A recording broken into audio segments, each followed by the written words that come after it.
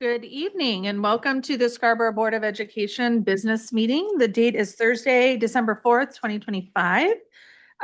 Would everyone please join me for the Pledge of Allegiance? I pledge allegiance to the flag of the United States of America and to the republic for which it stands, one nation, under God, indivisible, with liberty and justice for all. All right, agenda item 3.0 is attendance. Ray, can you call the attendance, please? Ms. Jacobs, Here. Mr. Kelleher, Here. Ms. Lindstrom, Here. Ms. Mauer, Here. Mr. Rockenstein, Here. Ms. Tarpinian, Here. Mr. Peeny Huff. Here. And then the two students are excused for the evening. Agenda item 4.0 is approval of the November 20th, 2025 workshop and business meeting minutes. So if there are no objections, we will approve them as presented. Agenda item 5.0 are November resignations, retirements, and new hires. This is a non-action item. I just refer you to your meeting materials for that. Agenda item 6.0 are adjustments to the agenda. I have two adjustments to make. One is agenda item, I just lost it, at 15.7. That is a new hire for the high school. That title should read winter and spring coaches. So that would be number one. And then adjustment number two is that I need to add an agenda item. We'll do it under continuing business. I'll make a new 14.1. And it is the post-referendum building committee governance document. We just have to review it again for a couple of edits and changes. All right. All in favor of those adjustments as presented?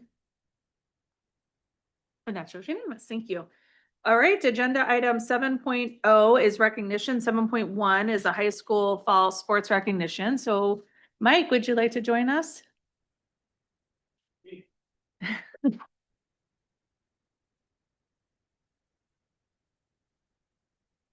Thank you very much for having us tonight, and I'm going to get right to it and recognize these outstanding coaches and student athletes that work so hard this fall season to represent Scarborough in such a positive way.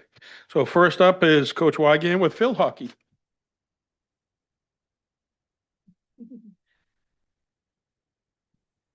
Hi, everyone. I'm Kyla Wygant. I am the varsity field hockey coach, and this is my second year here. And with me, I have junior Rosa Perlett. So thank you for the opportunity to speak with you all tonight. This fall, our varsity field hockey team finished the season with a 9-5-1 record. We earned 4th place in the Heel Point standings and advanced to the quarterfinal round of postseason play. Our season ended in a tough-fought battle and ended sooner than we all hoped, but there were season-long lessons that were learned along the way for everyone. Our athletes faced tough opponents that tested their resilience, as well as hard-fought, come-from-behind victories. They showed their perseverance, teamwork, and competitive spirit.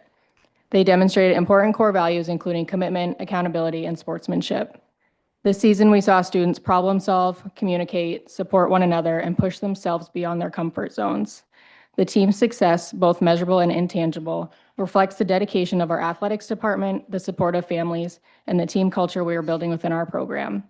While we all love the sport and growing the game, we hope that these student athletes carry these lessons far beyond their playing time. Thank you all for your continued support.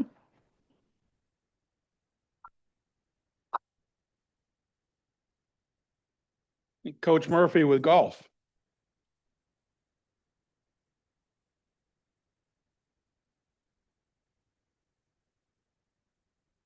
Good evening. First of all, I want to thank the people that helped us have another successful year. And we start with Pam and Rick Lewis over to Willowdale, Bob Whiting of Willowdale, letting us play basically every day, and getting our season underway and following through is year after year is just tremendous support from the people at Willowdale. I also want to thank publicly Donnie Prout at Pleasant Hill at the driving range. Again, he supplies many golf balls for the kids in this town, and it's a big thank you to them. Also, the Trombleys, Chris and Robin at Prout Snack, fitting us in when we're in a pinch. and also Prouts Neck Association for what they do for the golf team. I also want to thank Michael LeGage and Jordan Ferrera for their support. Just been tremendous year in and year out. Also want to thank you guys, the school board, and appreciate the time and the effort that you guys put into having a successful, really a great school system. For the season, well, this was the season that was supposed to be the year that we fell back to the pack. But, most of the coaches were really happy to see us graduate 4 great players off a state championship team. And expectations were not there as in the years past from opposing coaches. But I knew better, and the kids knew better. We ended up running through the season with a 10-0 record regular season, and finished 1 stroke from medaling at the state championship, and finishing 3 strokes from being the state runner-up. Not bad for a team that basically only had 2 returning players coming back. This is a fantastic group of young men. They played with poise, played with grit and determination, and really represented themselves, their families, and the community in a very proper way. Very proud of this group, and the town should be very proud of their accomplishments, both on the course and in the classroom, which is really the greatest thing. These kids are young adults who make great decisions on their own, play in a difficult sport, and they do it with just a lot of grace, and I'm very proud of them. So thank you very much.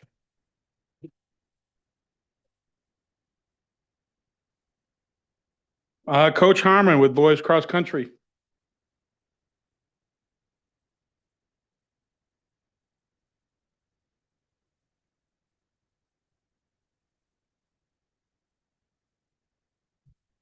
Yes, I am Coach Harmon, and this is Griffith Heath, one of our captains. His twin brother is also a captain, but he's being inducted into the National Honor Society right now, so he can't be here with us. Thank you for having us here tonight, and for all that you do. These late night meetings that you have to go to, but recognizing us, we do thank you for everything you do. I'd like to thank the athletic administration also for all they do all season long as far as our sport. And that includes the trainers over there, the administration, just so supportive. Of course, our parents and the boosters who they run help us throughout the season too. The boys cross country was a little bit similar story to the golf team this year. We were state champions last year, won the state championship, but we graduated 4 of our top 5 through graduation, lost them, and then 2 more in our top 10. So it looked like it was going to be quite a rebuilding year. But it didn't turn out that way. The kids started right off in June. They start training, and a lot of them had summer jobs and still then academics after, but they were very determined all season long, like I said, starting in the summer. And for our rebuilding year, we actually were a contender, again, similar to the golf team. The way we run meets, we can compete against 70 other teams in one meet. So in some of those meets, as a rebuilding year, we did lose overall the whole season to about 20 teams, but we beat another 100. So again, for kind of what it would be our rebuilding year. Always, the kids just never gave up, great sportsmanship. And so it ran about 80% of the teams we went against, we did end up beating. Southern Class A regionals, we were 3rd of 17 teams there. And in the state meet, we were 6th of all the Class A teams. We had 1 athlete that earned SMAA team status, first team status. 3 of our seniors were SMAA all academics. And our junior team, JV team, they won the SMAA JV championship. So the future looks good too. So thank you.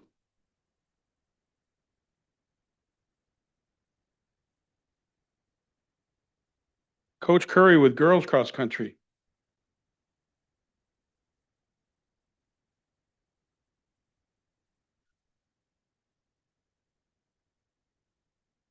Uh, Good evening. Thank you for having us tonight. And I'm try not to catch the cold that the whole track team has.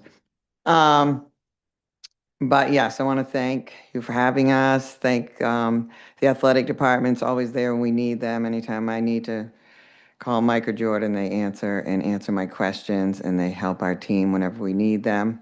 We had a real small team, 8 girls this year, so it was pretty small. But we're only losing 1 senior, so that's exciting because we had a good building year. The team really bonded well together. Our senior is Laurel Driscoll, who's our captain, who's not here because she's at the National Honor Society induction. She was also SMAA All-Academic, and she was our first team All-Conference. She came in 4th at regionals and then went on to states without her team. The team didn't qualify for regionals. Like I said, it was building year, so we had more losses than wins, but she came in 4th in states, and that qualified her for New England's in Vermont, so that was exciting end to her senior year. We did, one of our juniors won the JV meet, so like I said, the future's looking bright there. They also got together and volunteered at the Maine Marathon, working a water stop, and that was after a big meet at the Festival of Champions where we got home. It's like a 10-hour day, and they all got up and we're at the water stop at 7. So that was a real good team bonding event. So overall, I think girls cross country is looking bright. Thank you.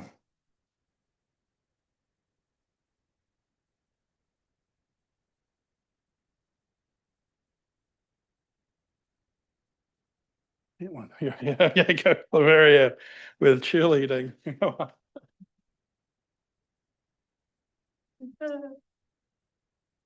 Hello, everyone. My name's Caitlin. I'm the head cheer coach for Scarborough. I've been here this is my 4th year.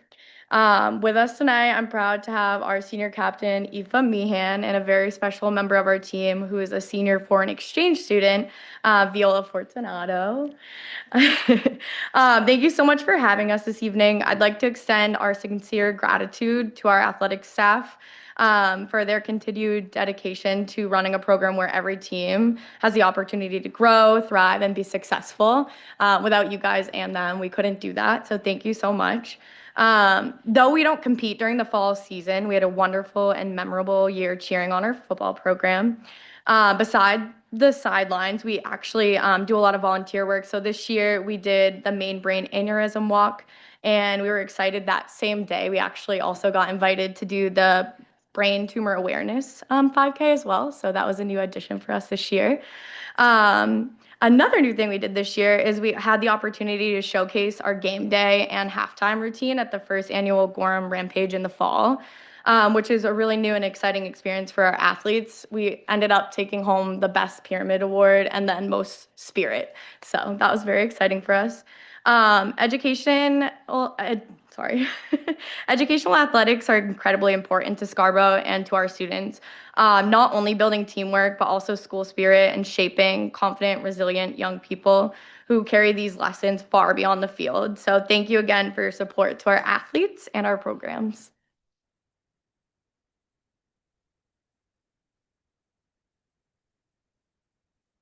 I don't know if I see Coach Petherbridge. Oh, yeah, okay.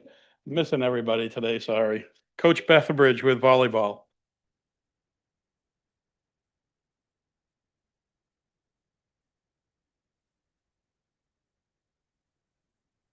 Alrighty. Hi, my name's Nicole Petherbridge, and with me I have one of our senior captains, Izzy Harmon. Leo Porter is our other senior captain, and like many others, is at the National Honor Society induction.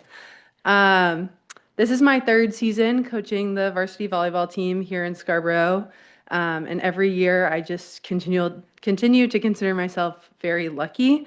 We had a really successful season this year. We were 13-1 in the regular season, but more important than our record, some highlights of our season were our annual Dig Pink charity game for breast cancer awareness, where we raised over $2,000 for the Side Out Foundation, which supports breast cancer research. And to go along with that, the team got together and made, we forgot to count, but dozens, I'll say, of handmade blankets for Project Linus, which donates blankets to children who are facing illnesses that make them restricted to the hospital. We had a thrilling senior night win against Thornton Academy, where we went 5 sets, really exciting game and a really great way to celebrate our 5 seniors we had this season. We are proud of our continuing to strengthen our relationship with the unified team, which you'll hear from them in a second. And all of our success this season led us to be a #1 seed going into the playoffs in the SMAA champions for this year. We had a 3-0 win against Falmouth in the quarterfinals before a hard-fought loss to Thornton Academy in the semifinals. But you know, we had all sorts of great accomplishments along the way. Izzy and Leo were 2 all-academic team selections. We had 4 players who received all-conference recognitions. But as someone who also teaches at the high school, I'm always most proud of the other things that our players champion other than, or in addition to volleyball.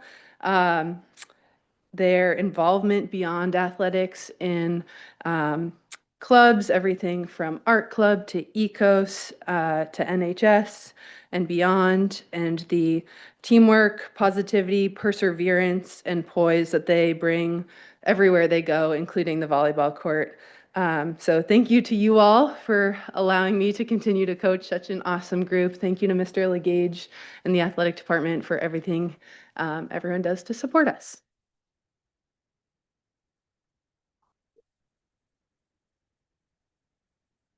Coach Vance with football.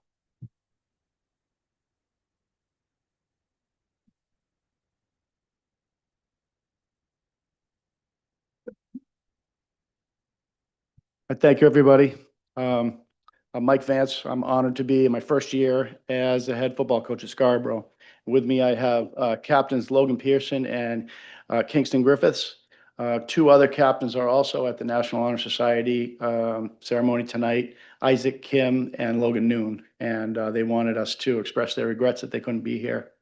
I have a lot of people to thank here, but I really have to start with Mr. Legage. As a first-year coach, he spent an awful lot of time with me in the spring and summer getting me up to speed on how things work here at Scarborough and putting me in a position to be successful and supporting our program. We're very thankful for everyone's support, all of the administration, all of you, especially to our parents too. Parents kind of live every moment of their kids' experience, and being a parent of Scarborough high school kids in Scarborough activities and sports, I know it can be a challenge. There's a lot of support necessary from home, and we really appreciate all the parents in our group. This year, we went 3-6 this year, which was a step forward for the program. We play in a very tough league, and I wouldn't have it any other way. These 2 guys up here are a really big reason for that.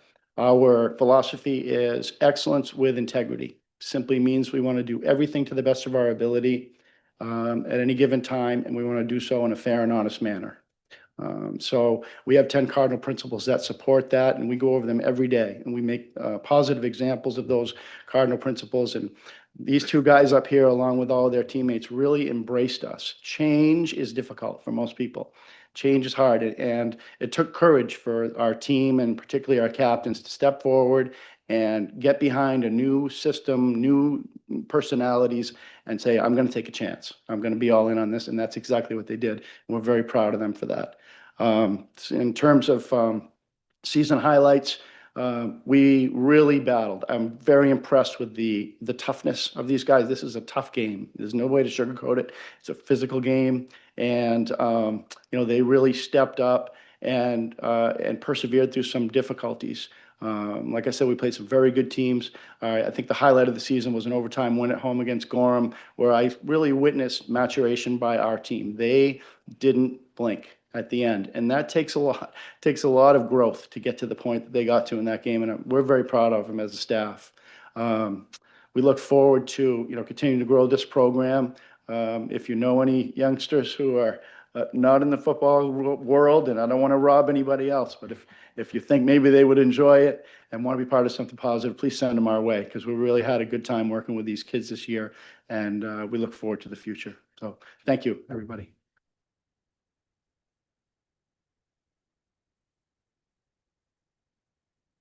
Coach Roberts with girls soccer.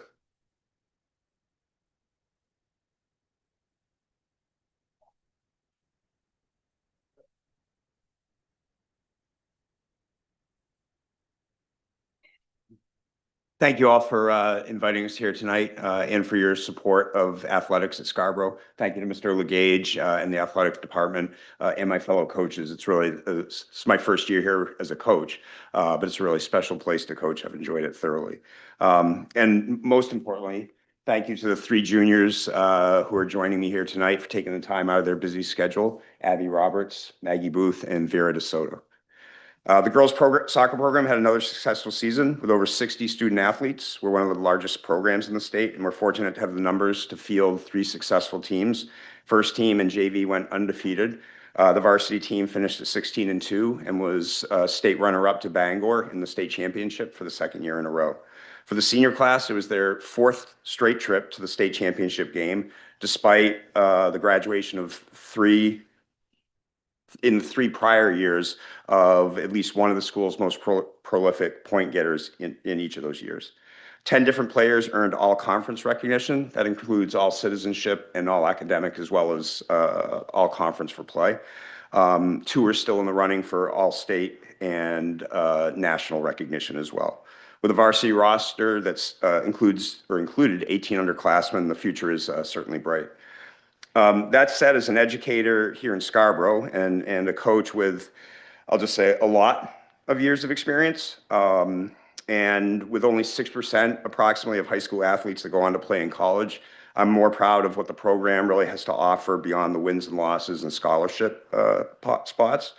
I think education-based athletics offers student athletes opportunities to grow and mature that they don't necessarily get in the classroom. Certainly time management is important, takes center stage, but even more important are the connections that these players and coaches and adults make, beyond the field. In the freshman exit interviews, each freshman to a T said that the coaches and upperclassmen created a culture of inclusivity at an anxious time in their life that allowed them to go in, have fun, and enjoy the game and meet new people. Whether it's team dinners, breast cancer walks, we had players organize a photo op with a former player's daughter who was diagnosed with a difficult medical diagnosis. We had players volunteering on Saturday for mini kicks. There's a real sense of community and importance of community that the players have and that they foster among new players. The players had to learn resilience and deal with adversity, whether it's a new coach, playing new positions, having a bigger role on varsity, the passing of Mr. Brown. Resilience became a key word, and I'm so proud of the girls for what they accomplished going through all that. And these 3 right here are super examples of people who started the year in one place and just grew by leaps and bounds in terms of their maturity to handle adversity. Whether it's a team huddle, asking a coach about their role, communication on the field, players found voice as well. And I just, as an opposing coach the past 12 years, I knew that Scarborough had good players. I've taught in the classroom here in Scarborough for nearly 30 years. I know that we have good students, but I feel really fortunate to find out that we have such good people here in Scarborough, and I think you all, as parents and school board members, we can all be proud of that. So, thank you.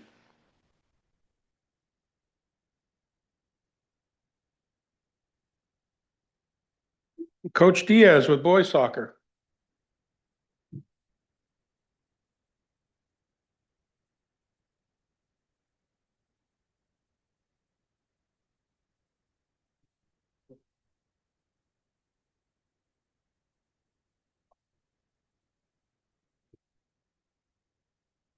Good evening.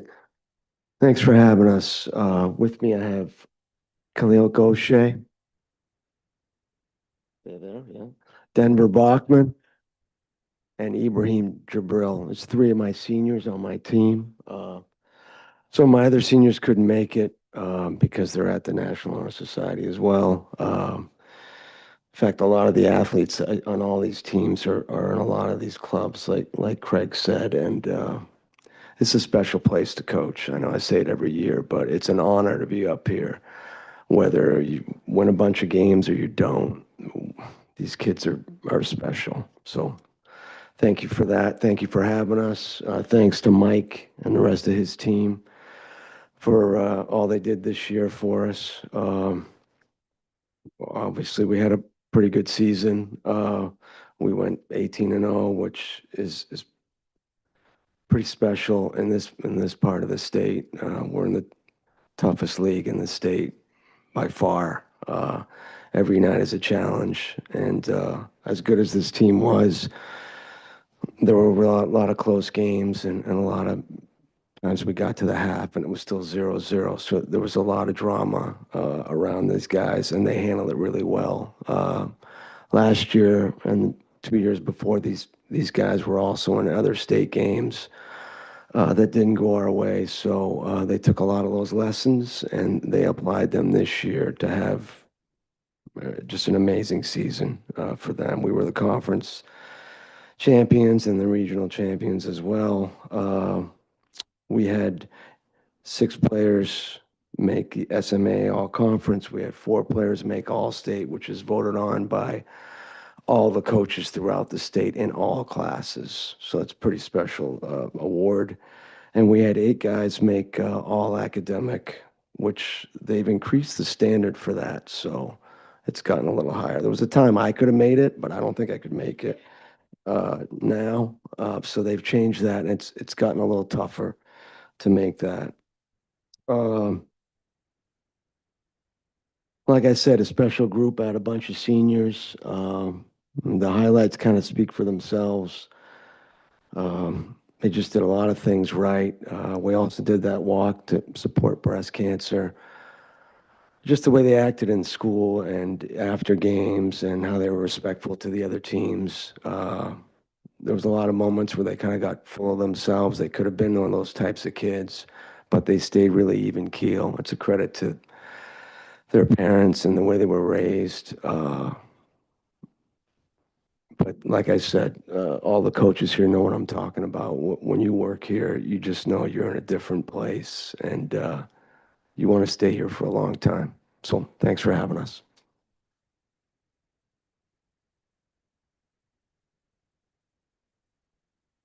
And Coach Samard with Unified Volleyball.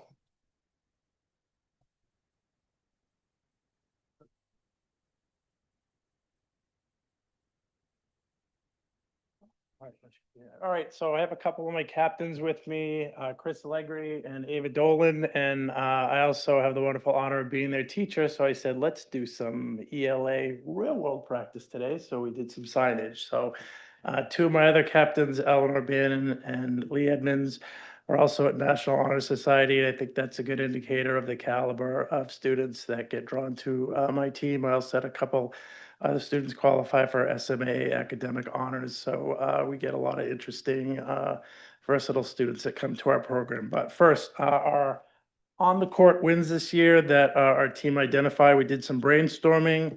Probably the number one thing kids brought up, we did have an undefeated regular season and playoffs. And so that perfect record, I think, is a good indicator of the teamwork, effort, and sportsmanship that our kids displayed. So that's kind of the obvious one that kids throw out at me left and right. But as we talked further and further, I think some other on the court wins. 0 injuries. Our athletes and partners played smart, safe, and supportive volleyball all season long, and I think that can't be overlooked. We had some major skill growth. As a coach, the areas I tracked the greatest growth were serving accuracy, serving efficiency, and our ability to keep multi-shot plays going, keeping the ball alive, longer volleys, better communication, and more exciting points, which really jacks the crowd energy up. So those are awesome to see. And then strong community connections. We built friendships and had great shared moments with athletes and staff from Morse, Thornton Academy, Gardner, and Oxford Hills. And we saw all those squads twice and got to see familiar faces on those squads. Our off-the-court wins, which I'd also recognize too, thanks to Mike and Jordan in the athletic department, we got to rock out brand new uniforms this year. So the kids were big fans of that. We were looking sharp, and that boosted our pride and team spirit. We had a team pizza party mid-year and celebrated together with good food, laughter, and bonding. It was a nice mid-season morale boost. We had a team watch party and gathered as a squad to cheer on our partners, the varsity volleyball team, during their playoff run and help join school spirit and building community together. We featured an online team store for unified volleyball merchandise for our families and the greater school community and helped build a little visibility, which I'm shamelessly wearing right now. And then we had a long late night game in Gardner one night, so we decided to turn it into a road trip dinner night. So we had a team meal on the road and shared nice time and had great conversations, great food, and get great memories. And that was another example of an off the court win. And then I guess finally, I'll close mentioning that we also I'll close with 2 truths and a lie. We had a staff versus students game to end our season, and I'll say that I really had a good time.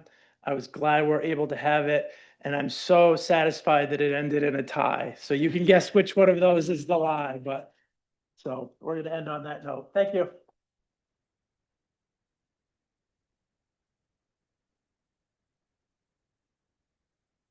Well, thank you for having us tonight, and we really appreciate it. And as you can see, our program is focused on education-based athletics, and I think you heard some of those principles tonight in what the coaches shared with you. And we're very fortunate to have the coaches we have and the student athletes.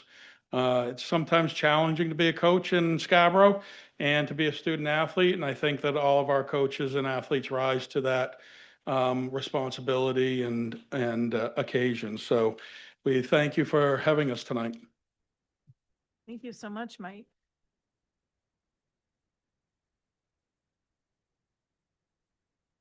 Are there any comments? Yeah, please. Just as I think this was a really good example of a competing interest, right? We have a lot of athletes that would have liked to have been here, but they had another important event to attend. And so we're sad to miss some of the faces that we usually see. But really, I'm really proud of what I heard. We are so proud of winners. Scarborough boys soccer, incredible season. It's impossible not to be excited when you have winners. But I heard a lot of lessons this season. I heard a lot about building. I heard a lot about evolving into new ways of learning how to get better. I heard about graduating seniors, which is hard for a team to recover from, right? It's hard to form new teams, even though every year you do that. I heard about a lot of community service and a lot of lessons learned. And that's really as important, if not more important than the wins. It's easy and so much fun to be on a winning team. And I want that for all of you. But more important is the lessons that you're going to take forward into your future. So perseverance. The losses may teach you more than the wins, even though the wins feel a lot better. And the work that you put in, the dedication to your studies, the fact that half of the group here, I know, is over there, and we're missing so many people because they are able to keep their academics up while they still dedicate a lot of time and dedication to the programs here by on and off the field. So with practices and also the extra work that I know you all are putting in to get yourselves ready for the season. And we are so incredibly, I'm speaking for other people now, we're so incredibly proud of all of you. And again, I'm listening for the team that's coming together, the people who are moving into leadership positions on their team and they haven't before, doing community service, waking up at 7 a.m. after a late night is dedication. And those are the lessons that are going to serve you in the future. And the wins, again, feel great, but really those lessons are why we are so excited about hearing from you and so excited about what you bring to this school environment, because our school is great for so many reasons, and you are a very important part of that reason. Thank you, Freyla. Any other I just share one more thing that I forgot to mention, and I'm terribly sorry I forgot to mention it, but we're very, very proud this year that our football team won the Sportsmanship Award for Class A, and that's state championships are wonderful too. It shows the hard work that kids do, but I think the sportsmanship banner also shows that, that program is doing all the right things. It's voted on by their peers, and it's a great, award as well. I too was going to mention that, Mike. I think it's interesting for me and for many of us up here being parents and having kids that have gone through this program and my son played football with some of you. And to see the absolute turnaround that program has made and to know that you won a sportsmanship award should mean more to you than anything else you're going to ever hear and win. Because the both of you have played for 4 years, the turnaround that this team has made, and that is unbelievable. And you should be so, so proud of that work and so proud of that effort, because that is not any of us or your coach or your teachers telling you, that is your peers that have said to you, hey, we see you and we see what you've done and we see the improvement you made. And that is a huge deal, huge deal.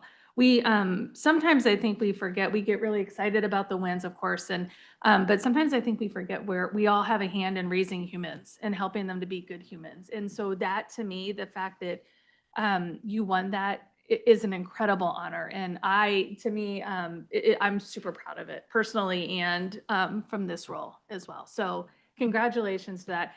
The boys soccer team, I have to tell you, that is amazing season and an amazing championship game, and you have done great work. And I think everyone up here has worked hard in the face of some tremendous adversity this year, and this has been a tough year, and probably your class more so than any other has really felt it. And the fact that you still show up for each other, you show up for your team, you show up for yourselves, it means a lot. So thank you. Thank you for all you've done. Thank you for what you continue to do. And I hope you have an amazing rest of the school year. All right. Thank you guys so much for coming. You're welcome to stay. Every time I say you're welcome to stay and stay with us. Most people don't. I know most athletes normally stay, I should say. Thank you. Bye.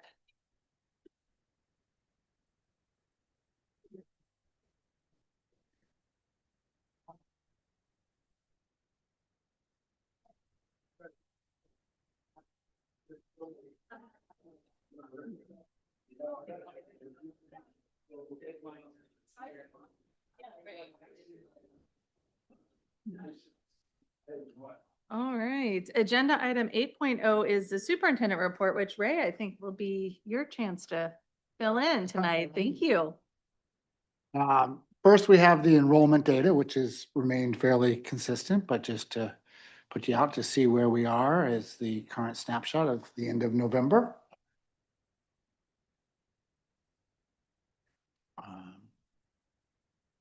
And then the big news is earlier this week, Katarina Osbach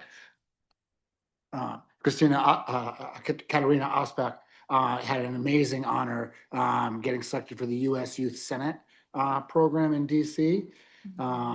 There was an award ceremony at the high school with representatives from both Collins and Senator King's office, as well as the Deputy Commissioner of Education of the state of Maine.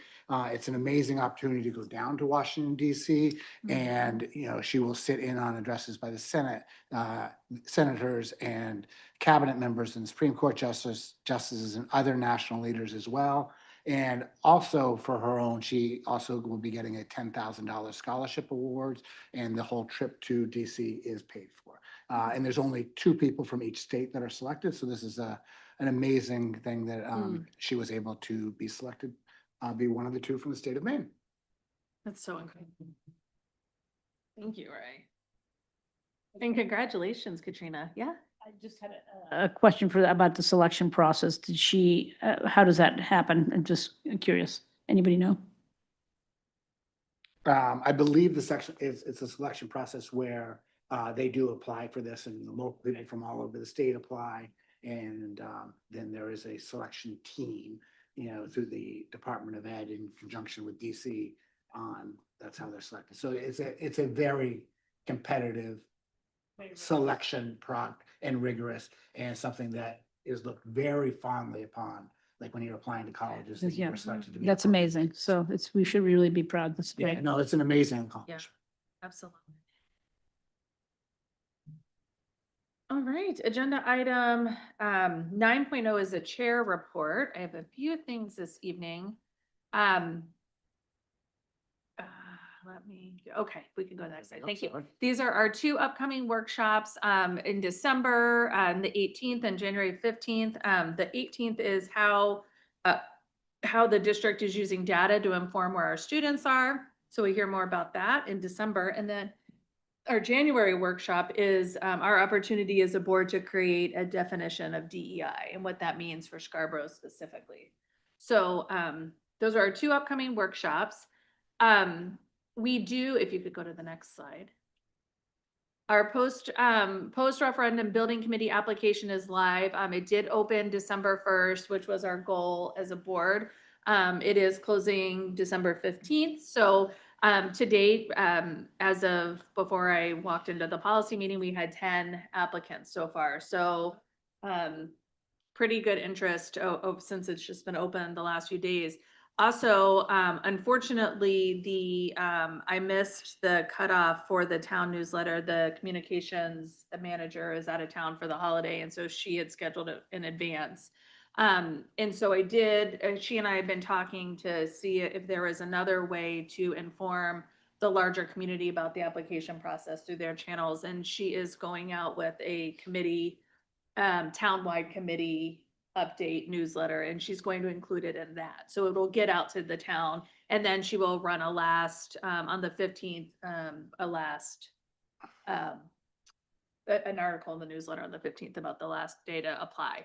So that has gone out. I know our communications committee is posted on our Facebook page.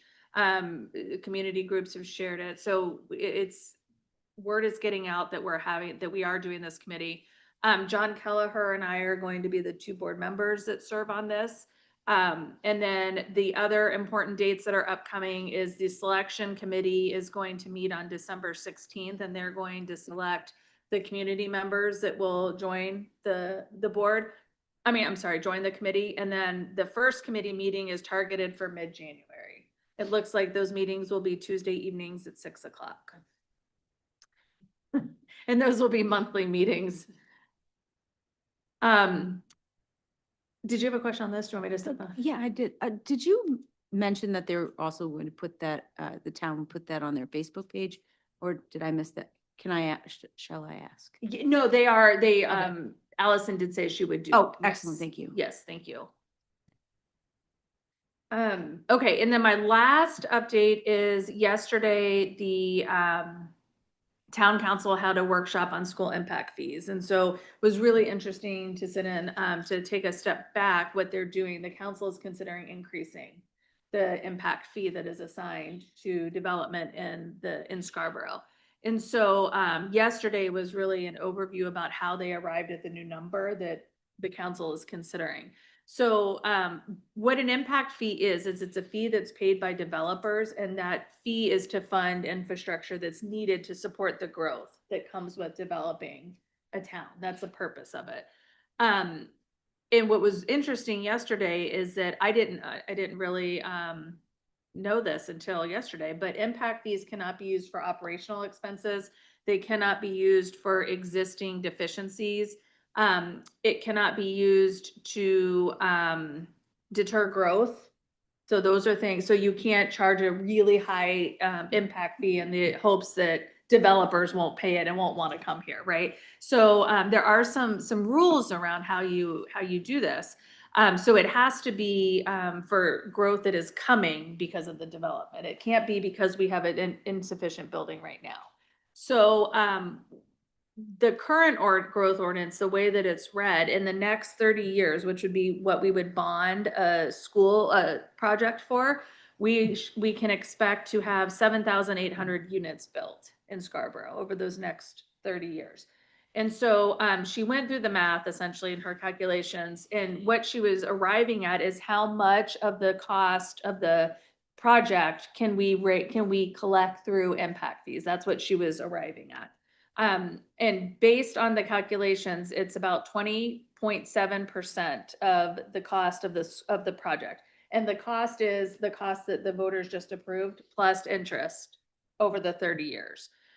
So we can collect 20.7%, or in other words, that's $52 million. So a pretty substantial amount. Yeah, that means, and what that means is that developers pay that, taxpayers do not. So it's a huge amount to help offset the cost of the project. So the largest contributor to that would be a single family home. And then it kind of, the chart goes down from there. It runs the gamut from mobile homes all the way up to a single family home, and every residential property in between. And they each are assigned a different value. The residential single family homes are estimated to double in expense.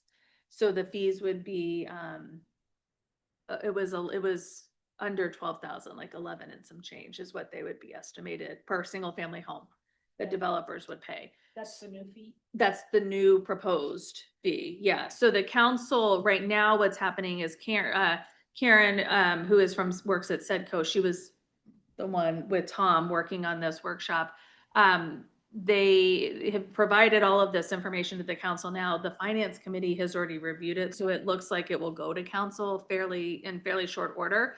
What that specifically means, I am unsure. What I did hear yesterday is that there is an appetite to get this new fee structure passed before the ordinance bill that the state level passes through. So I suspect that we'll see this on the town agenda, town council agenda sooner rather than later. I had a question. Whenever Yeah. that's- Yeah, of course. Yeah, I'm done. So go ahead. Oh, so will that mean that once those fees are collected, they will go towards, we will still bond 130 million, and that will then, I'm just curious of how it affects the bonding.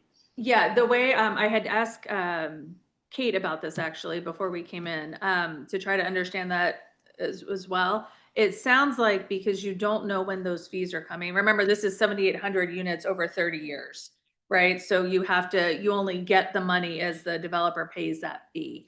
So what the past practice has been that money pays down the bond. Because you know that you need this bonded amount, right? Or this amount to fund the project. So you take it out in tranches, and then you don't know if you're gonna have those fees yet.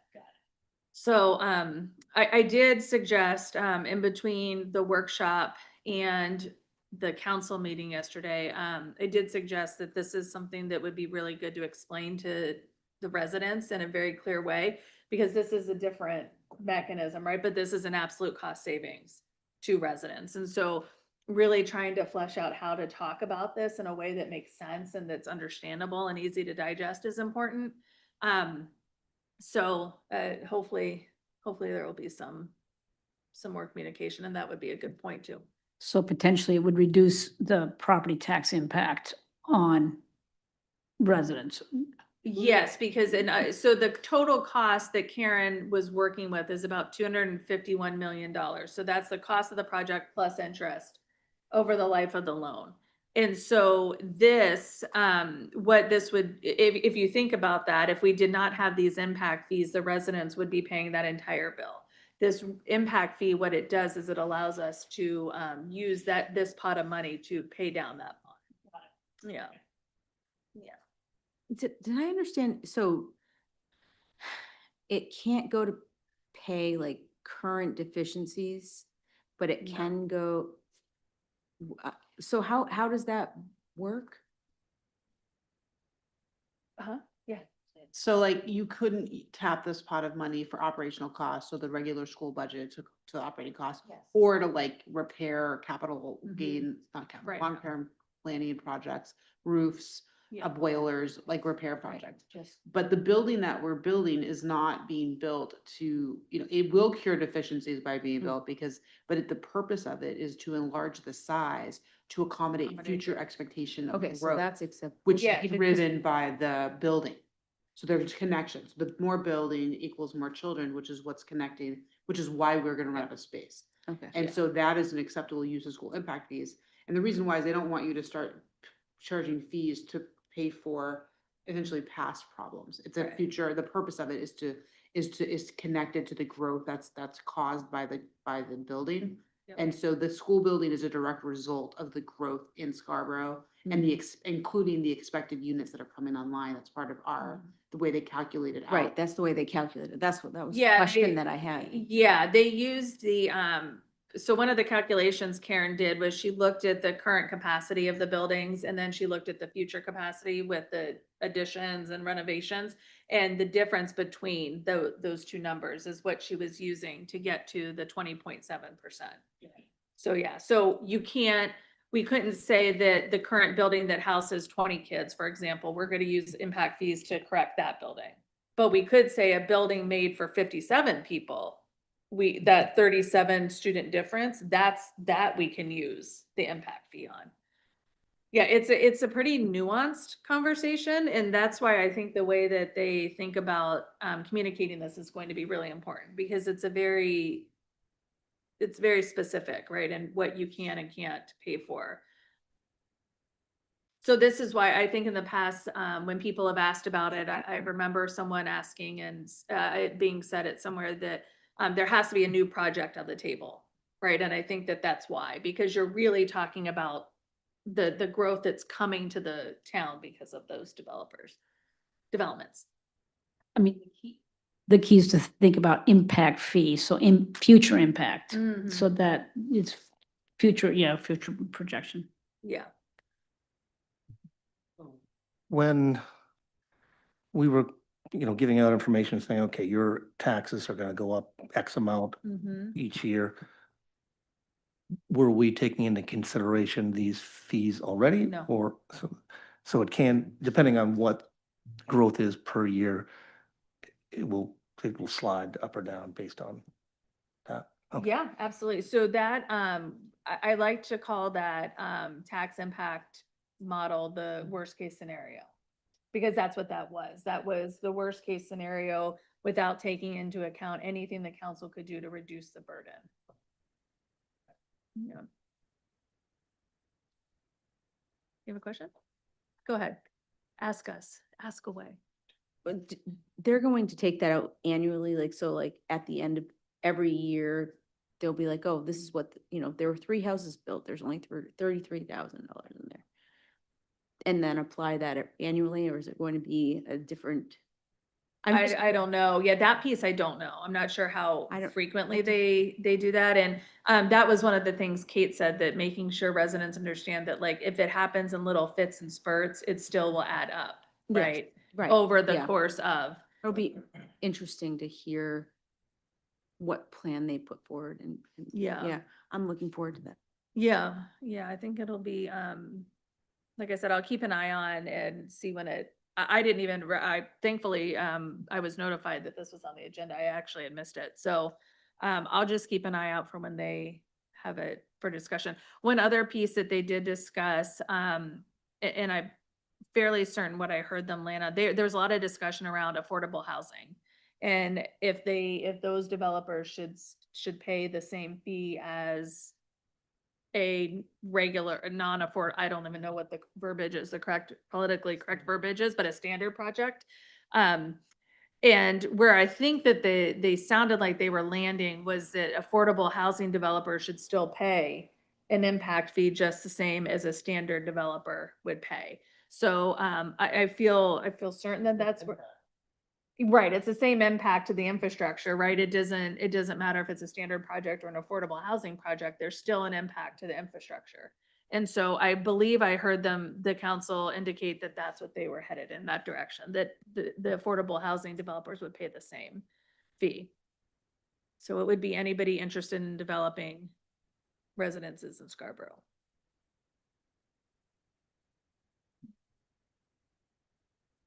All right, any other questions for me? All right, agenda item 10.0 are committee reports. And we will start with Charlotte. So for the Community Outreach Committee, we last met on November 20th, and our next meeting will be December 18th at 5 p.m. But at our last meeting, we did a bit more work on the senior citizen dinner, and I just wanted to talk a little bit about like the importance of the senior citizen dinner, because it fosters intergenerational connection. It really strengthens community relationships and deepens understanding across age groups. It's another meaningful opportunity for senior residents to engage with staff, students, and board members. And then I also wanted to just note that it directly supports Goal 2 by increasing two-way engagement between the district and the broader community. But then even more so, the student and extracurricular activities participation, showcasing that and helping our senior residents see the, the variety of amazing programs we have and like what our students are really up to. Just wanted to kind of touch on that because I feel like I'm brief with my updates. So moving on. Oops, sorry, that's not what I wanted to do. We were also able to finalize our community survey for our winter forum. So that'll be going out soon. It's linked here. This survey gathers input from residents about the topics they most want to hear about. Also helps us identify barriers to participation, because we really want the most participation we can have. And the date your answers will guide us on the date that we'll choose. And I think that's it. Thank you very much, Charlotte. All right, Jillian, curriculum. All right, so we last met on the 24th. And Katie has been giving us little bits of information instead of like a full presentation of the fall assessment. She's been giving us a little bit every meeting, and then she will present to the whole board.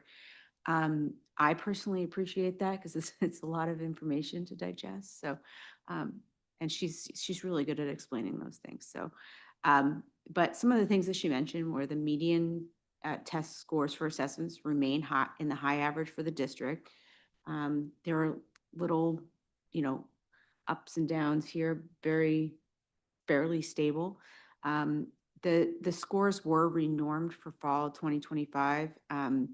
So it makes that comparison a little bit more difficult, and that happens every so many years. As a new group of students come through. The tests that they take are untimed. I didn't know that. I kind of thought they were timed. I like that they're not timed, but the kids generally take about 45 to 50 minutes to complete. And the tests are adaptive, which I think is super interesting. The questions can get more difficult or easier depending on where the kid is and trying to really get a good baseline for that kid. And also the tests follow the Common Core standards. So again, she will be doing a workshop about that in the spring. We did not go over any budget requests, though. She and her team are continuing to work through the math curriculum. And they are meeting as a group this month, so we'll be hearing about what they learned about the math curriculum. And then also there's the CNA group that meets every so many years. I forget the number of years, had that in my head, but and we discussed what the selection process for that would be. And Katie said that she would like 4 to 5 parents or community members, 5 to 6 teachers, including a special ed teacher and an academic support teacher, plus an admin, and 1 to 2 students. I don't know if students have been included in the past. I didn't think so, but I thought that was a really great addition. I like the way she thinks about it. So we will be working through how to select parents in upcoming weeks. And then, of course, John is the liaison to the CNA group. So then we'll hear about it more from him. Okay, can I ask what CNX stands It's Comprehensive needs Yes, assessment. thank you. I was gonna say the wrong thing again. I want to say, I always You want want to to say say commu- certified nursing assistant? No, no, but yes, no, I want to always say community needs assessment. I don't know why. I always want to say that. Anyway, that's that. We're meeting next on January 5th. Was there any areas of concern she noted in the fall assessment? No.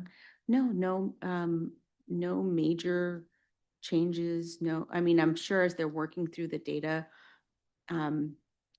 they will keep us up to date on any significant changes, but it seems like the kids are Pretty steady. holding strong. That's good. I did have a question about renorming. Is that done like on a regular basis? And is it timed with what, I mean, do all school districts renorm at the same time? Yeah, I think the people who make the standards are renorming based on the cohort of students, right? It's like a national. That's when she talks about the renorming, that's with the NWEA test. And every 3 to 4 years, and it does vary a little bit with them, but it's pretty consistent in that time frame. They'll look at, because the whole back end of NWEA is based on national percentages. So like if you scored at the 50th percent and everyone's score goes up, then they want to renorm to find out what truly is the 50th percent. So like traditionally before COVID, that kept renorming up and then it renormed down and now it's renorming up again. But that is something that happens, and it's a national, and it's the company that provides us the test, does the renorming and it's all just a mathematical formula. And then one last question, do we as a school district look at, how we are doing pre versus post-COVID? Is that something that we've paid attention to? I know this is kind of, I'm new, so I'm maybe a little bit out of left field, but. Yeah, I mean, absolutely. And then like really what we look at is that data, like, we get a reading score, but then we'll dig in much deeper into that reading score. Is it comprehension? Is it, fluency? Is it, do we need to work on our phonics? Do we need to work, what do we need to work on? So we'll dig in quite deep into a general score to find out, what areas of the curriculum do we need to focus the most on. Go back in time. Yeah, that has happened, before, I was here and now continued moving forward with that and really looking at like, what are the kids we we definitely look back, but like right now, like looking at the kids we have and what do we need to, how do we need to adapt what we're teaching them to, fill their gaps. Can you explain too that the testing changed? So that's something important for Cressy to know as we go into this. I mean, it's gonna be a little bit for this workshop, but the testing change, the model changed. So the scores, like we weren't able to compare a couple of years there. So for a number of years, the state used what was called the MEA main, which was the test that all kids got. And then I want to say 7 or 8 years ago, the state switched to the NWEA and we did the NWEA. Now they're getting ready to put out a new RFP for next year or the year after to look at a new test. So when we go from one assessment to another, it's hard to look at that over time because they're not apples to apples, and who you're being compared with is different with that. So we do, there is the possibility that we could be going to another assessment moving forward. And then, when they renorm, even though it's the same test, it is a bit different. Yeah, it seems to me it's been, and again, like I say this with the full understanding that I don't have a ton of knowledge in this area, but it seems that it's been difficult to track trends over a long period of time because something is constantly shifting. I think Yes. that's a good. Yeah. Yes. The change in test. Yes, yes. And so every time we try as a board to like look at this, it's very hard to map a trend. Yeah. It's a little frustrating. All right, okay, what else? Finance. Where are we? Finance. Thank you, Mitchell. So we met on the 24th last month. I did like the little clip art, but we needed something to look at. We were looking at considering some of the DB policies, which are policies essentially saying, hey, create a budget. We were looking at condensing those, making them all work together, and we talked with Frayla a little bit about bringing that into the policy committee. We reviewed the fiscal year 26 calendar for making the next budget, and talked about moving the budget workshops up a week, so we had a little bit more time to digest and look over the budget and figure it all out, and also try to fit in people's schedules a little bit better, other than cramming a whole week of budget, kind of spread it out a little bit. And then we also reviewed our line item transfer process, which is a little strange having the board vote on it. And we were looking at possibly seeing if there's any way we can change that or anything to help kind of simplify that process, throwing it into like reports or anything. Our next meeting will not be the last Monday night of the month, because that's the holiday season, so we moved it up to the 15th. Oh, very nice. All right, thank you. All right, negotiations and policy. I fixed it for you. We weren't even gonna say anything about it. Leave that to Jane. You made sure to let him know.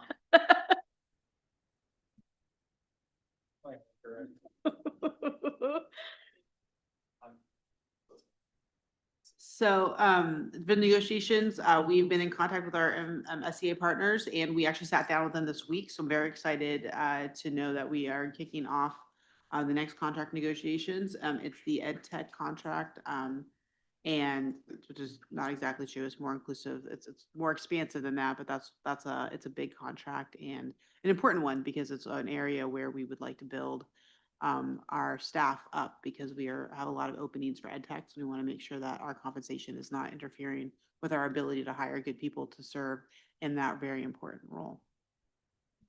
Very good. Want to continue on policy? I would love to. This is a beautiful slide. I love this slide.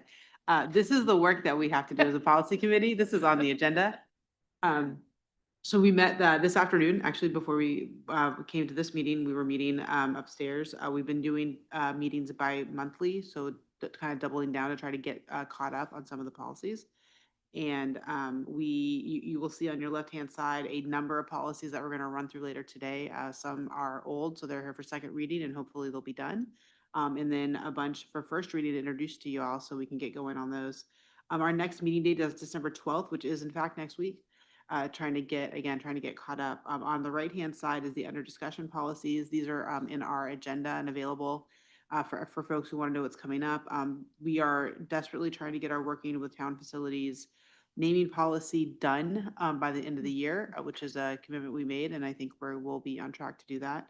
And we also are working on complaints against school personnel, public concerns and complaints, a social media policy, and then going through board officers and continuing the B suite that hasn't been looked at, and that's governance, having to do with what the board is doing.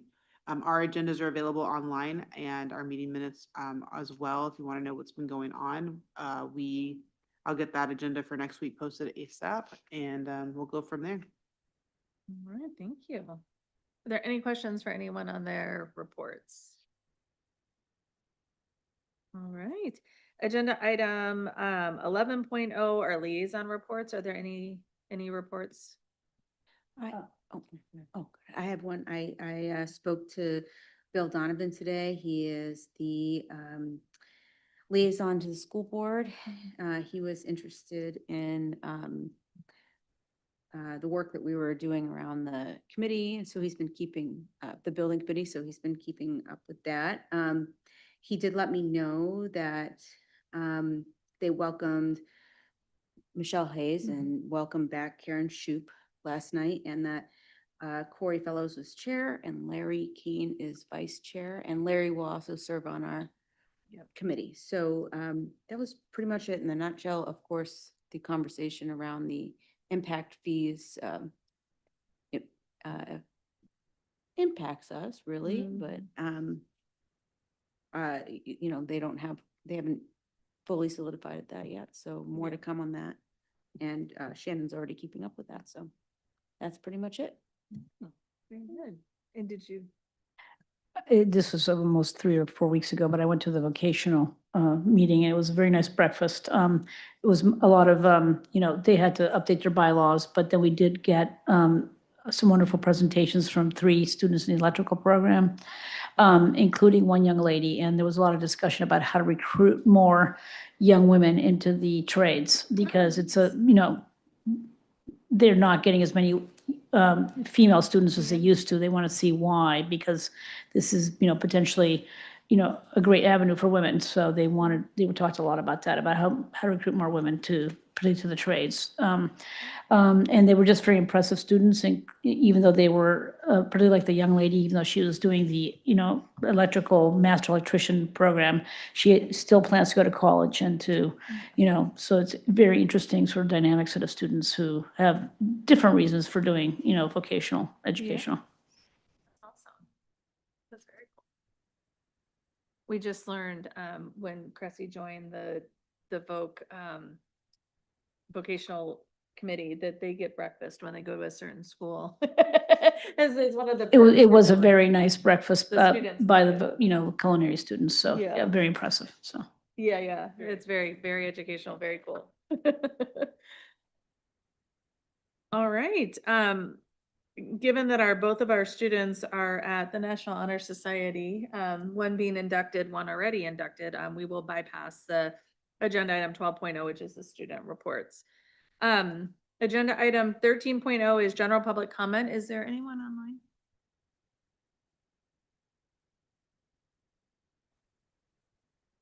Okay, so we will go ahead, seeing none, we will go ahead and close general public comment. And we can come off the slide deck now too. Agenda item 14.0 is continuing business. 14.1 is the governance document.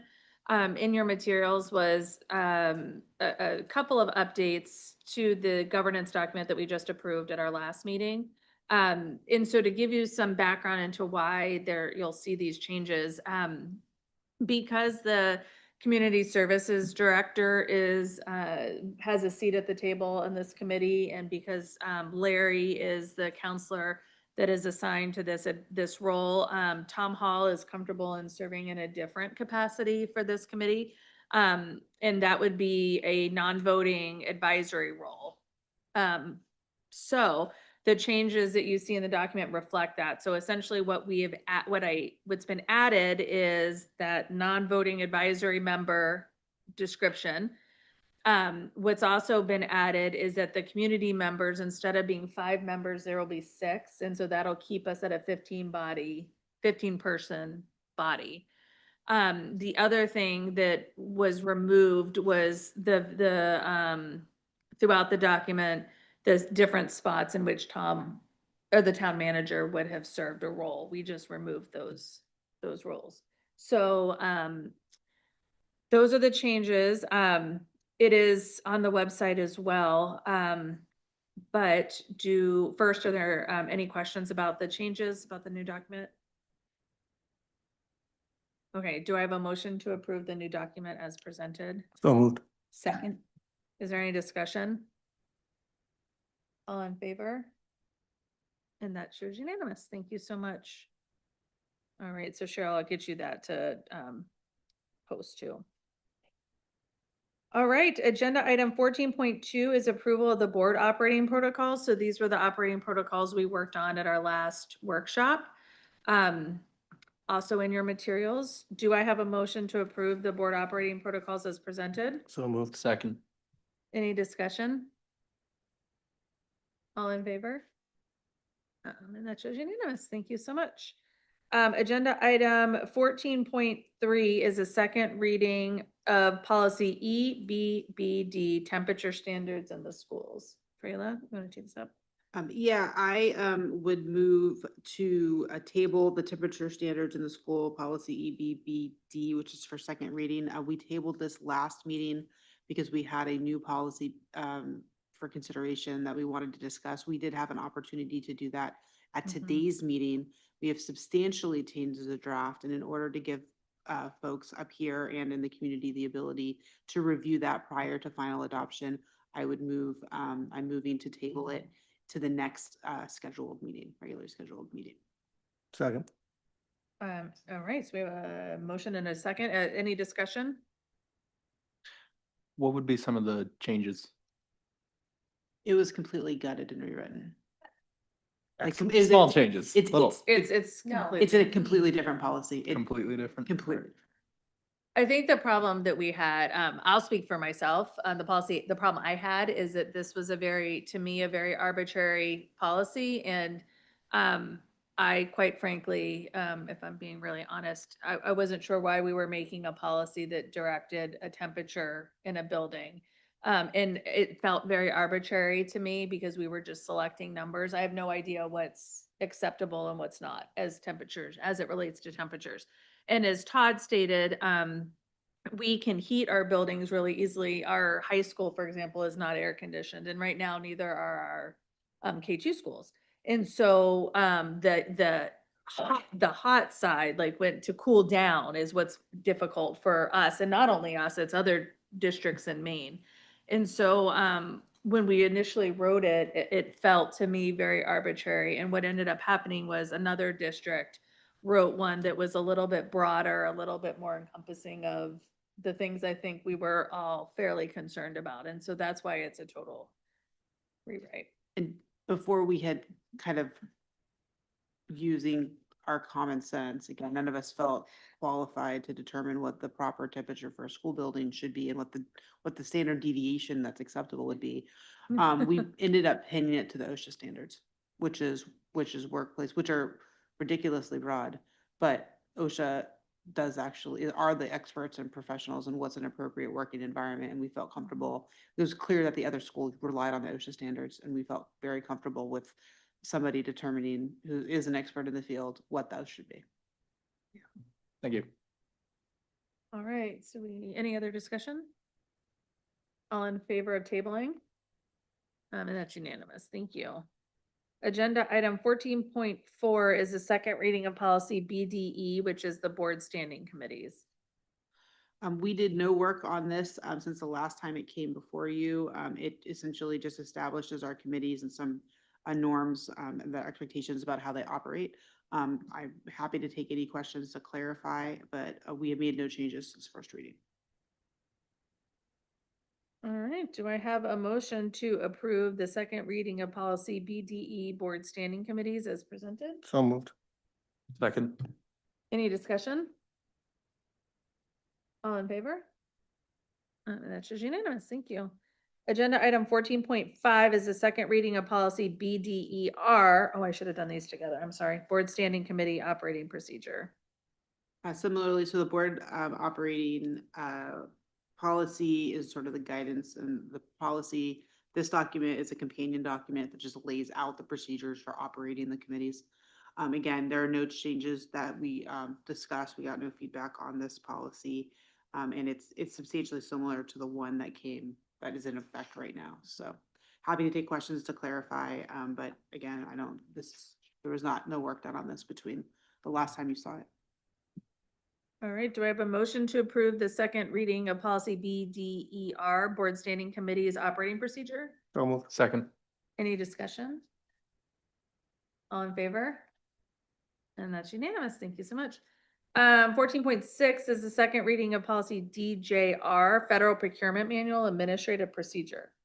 Again, there was no changes between the first time you saw this. Just as a reminder, we did not review this policy and change it substantially. This is mostly mandated in federal law.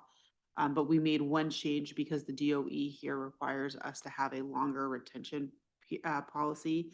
So the only changes are on page 10, and there's 7 references to our record retention policy that we moved to 7 years to come into compliance with the Department of Education. Again, we haven't received any comments on this. Most people don't spend a lot of time reading procurement manuals because they want to stay sane, but I'm happy to try to clarify them if I can. All right, do I have a motion to approve the second reading of policy DJR, Federal Procurement Manual Administrative Procedure? So moved. Second. Any discussion? All in favor? And that shows unanimous. Thank you. 14.7 is the second reading of policy IIB class size. So this policy was probably the most substantial of the ones that we're looking at for second reading. We received no feedback on it and did no work on it. Just as a reminder, the way we arrived at these levels is we had Diane and Ray to discuss it with the leadership team and the building administrators, what would the appropriate, what we are currently doing and what's appropriate. We are adopting these in part because when we were doing our forecasting for building size and what our needs are going to be, one of the things that became discussed was how many students can we put in a classroom, how many students should we put in a classroom, and we made some assumptions. So this policy will bring our policies in line with the assumptions that we used in designing our building project. All right, do I have a motion to approve the second reading of policy IIB class size as presented? So moved. Second. Any discussion? All in favor? And that shows unanimous. Thank you. Agenda item 15.0 is new business. I'm gonna bundle 15.1, 15.2, and 15.3. This is the first reading of policy IJNDB, student computer and internet use. First reading of policy IJNDBR, the student computer and internet use regulations. And the first reading of policy IJNDBE, which is the student computer internet use acknowledgement form. So this policy is really important and foundational. We consulted with, and actually Jennifer Day, who is our technology expert for both the town and the school, did the drafting of this policy to bring it in line with sort of the town goals and best practices. And she did a tremendous amount of work, and I thank her for that work in developing these policies. This policy would govern student computer and internet use. That is broad. That's like literally all the technology in the school. And it applies to all the devices that are the devices that we issue to students and wherever they're used. The privately owned computer devices, you may recall, we went through that policy. That's in a different policy that we reviewed extensively last year. This policy just kind of lays out pretty much what it does is refer to a handbook that's redrafted every summer that specifies the rules and regulations for internet and technology use in the school on school devices. The last time we looked at this policy was 2013, and the technology landscape has shifted quite a bit in the last 12 years. So this policy is overdue in terms of being updated given the subject matter. The second part of it, which is the one that ends in R, so IJNDB-R, that is the regulations. So we have a policy that's guidance, and then we have the specific procedures or regulations. This is the regulations. And it goes through what their acceptable uses are, what prohibited uses are, and very specifically, and then, loss damages, student security, and then rules for laptops, and then additional use for privately owned computers and other electronic devices that are connecting to our internet. So that's how we sort of have some control over them. And what Jennifer Day has done is there's two networks in the school. There's the internet, which is our devices are on, and any outside devices connect to a guest network, and that's for security, so that there is no ability or limited ability for bad actors and inadvertently or intentionally to get on the network and infect as the computers that the school owns and operates. Obviously, that's a big deal. It also talks a little bit about Google Workspace, which is a program that is used throughout the district.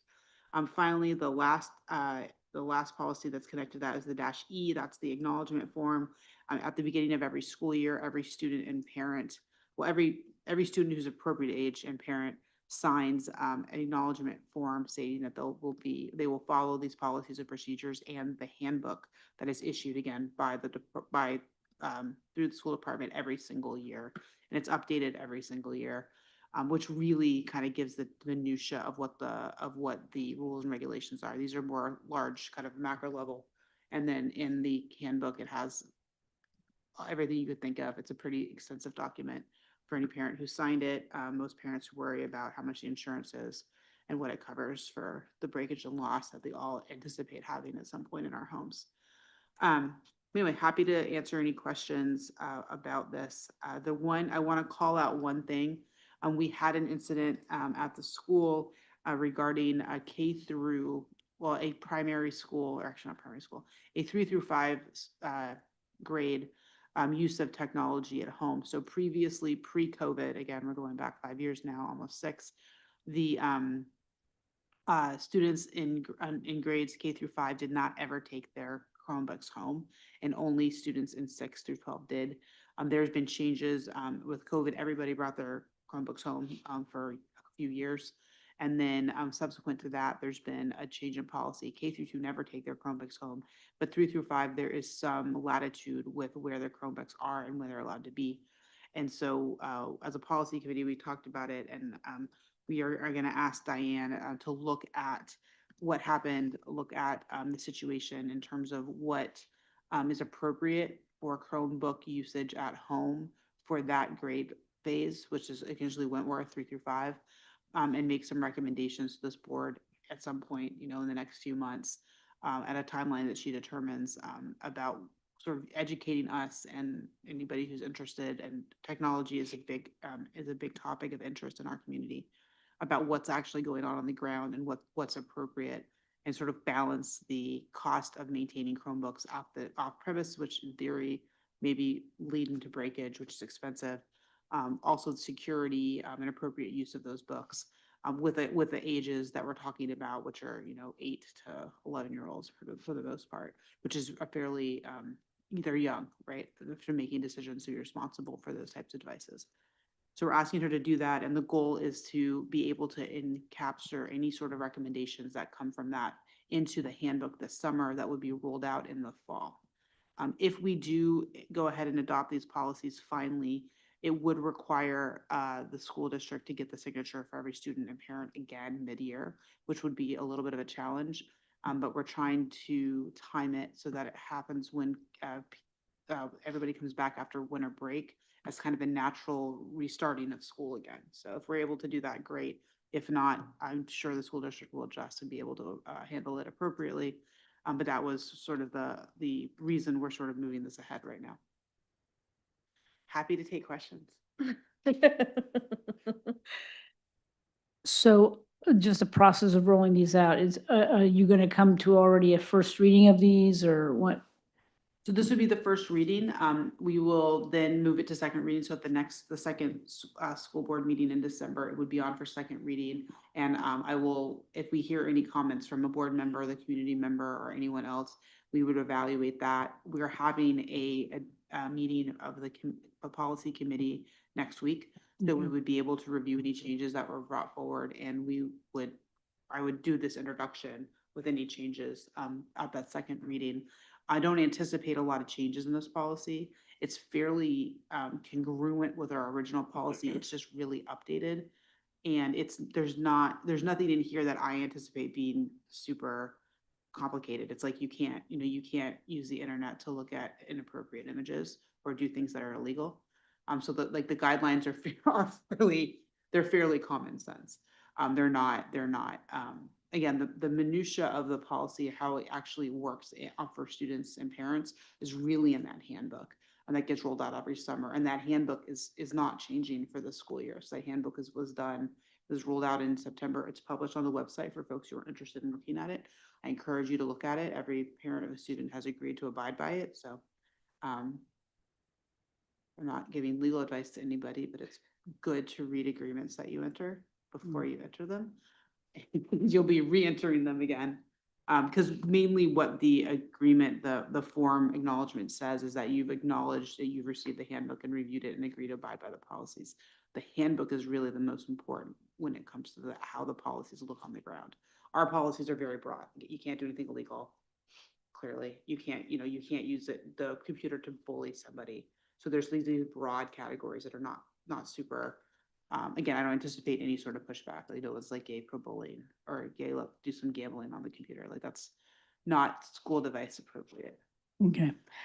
One question is there anything addressing, there's so much of AI now integrated into things like Google, all of those things, and there's a lot of data mining of Yes. users. So that's one of my concerns. I don't know to what degree some of these policies address that. They are very extensively addressed. So AI is not permitted on any school computer. The school is developing its own internal AI, which is actually programmed by students and run by the department, but it's internal only. So it's not open source, so it can't be accessed by anyone on the outside. And I believe there's no other AI allowed, but Jennifer Day is our technology like guru. She usually visits us once a year to scare the bejesus out of all of us with stuff that happens on the internet. And she has done AI. There's been an AI educational forum, was it a forum or a workshop specifically about it? And it's very locked down. So AI is not, so for example, she knows that only 2 students in that phase level are access ChatGPT. One person did intentionally, that was detected and dealt with. The second person was on for a millisecond, which would suggest that they didn't load ChatGPT. It was on a page that they were on and it blooped for a second. But when you have a millisecond of access to something, that's not an intentional act. The act of clicking and loading something will take longer than that. So the devices are very monitored. I want to be really clear. The technology that the school owns has the capability of extensive monitoring about all activity and all use. And that's agreed to in the handbook and is appropriate oversight for the ages of the kids that are on this technology. So these devices are not being sent out and allowed to just go wildly on the internet. What kids are doing on their own devices, we do not regulate when they're off school grounds. And I'm sure that there's lots of wilding on the internet there, but it's not something that we have the ability to really impact. What we can impact is these, and these computers are locked down in terms of what websites are allowed to access. There's a lot of security that prohibits people on these devices from accessing different things. Now, could somebody with the right technological skills get around some of the security measures? I'm sure that they could with the right knowledge and training, but you're talking about a student who's intentionally trying to go around. You don't unintentionally or accidentally flirt with that. Like that's a very intentional you have to become educated on how to do that and then go and do that. And once it happens, our ability to monitor what's happening on those devices is sufficient to track. And hence, we know the ChatGPT was accessed twice, once intentionally and once not intentionally. And so we have that level of minutia available to us. And it didn't sound like it took her very long to figure that out. She was like, I know exactly what people are doing. And I'm like, yeah, please. One of the things that Jen Day and Katie Vitro, the curriculum coordinator, do a really good job is any software that any teacher wants to use has to be approved. And one of the things they do an amazing job is vet the data privacy acts of every single vendor that we bring into it to make sure that it meets our standard. And of all the school districts, I know we have the highest standard that I've seen with that. So they, those who take that very seriously and do a great job of protecting our student information. I know this is probably not the right policy. It's sort of, the reliance on YouTube, reliance on for instruction and, a greater desire to some degree to separate children from screens so that instruction is happening not through some of these programs, but more direct in-person instruction.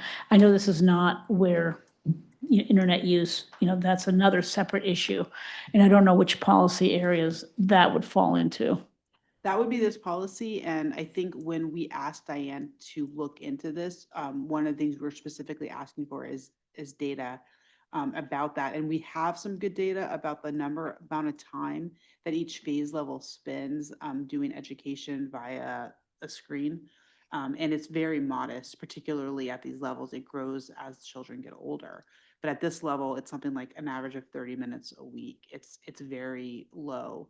And the classes where kids tend to be on devices more are the STEM classes, where they might be watching labs or they might be watching experiments or recording experiments. And so there, I think, if you're doing robotics, you're on a computer.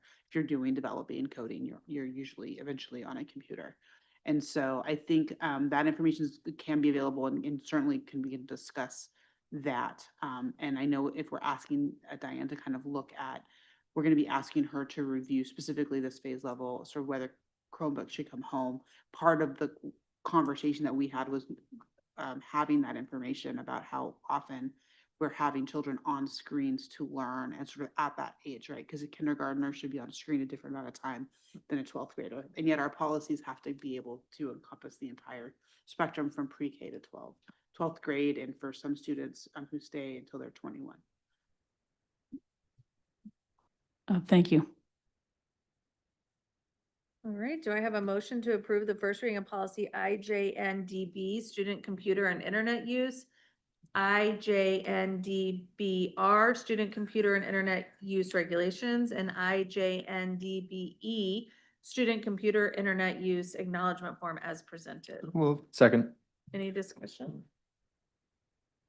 All in favor? And that is unanimous. Thank you. All right, I'm going to bundle the next three as well for similar reasons, because they all are the same, the policy, the regulation, the form. This is going to be 15.4, 15.5, and 15.6. The first reading of policy IJNDBE, first reading of policy JCSA, employee use of school-used computer devices and the internet. First reading of policy GCSAR, employee computer and internet use regulations. And first reading of policy GCSAE, employee computer internet use acknowledgement form. I'm gonna spend a little bit less time on this. These look a lot like the student use ones. Obviously, there are some differences between what we permit our staff to do and what we permit our students to do, but they're overall, it's the same idea, which is the policy for the appropriate use of computers on school property, the procedures that govern school, the use of school computers on school property, well, actually on or off school property, it's the school and computers and internet use on the property, and then the acknowledgement form that they have access to these.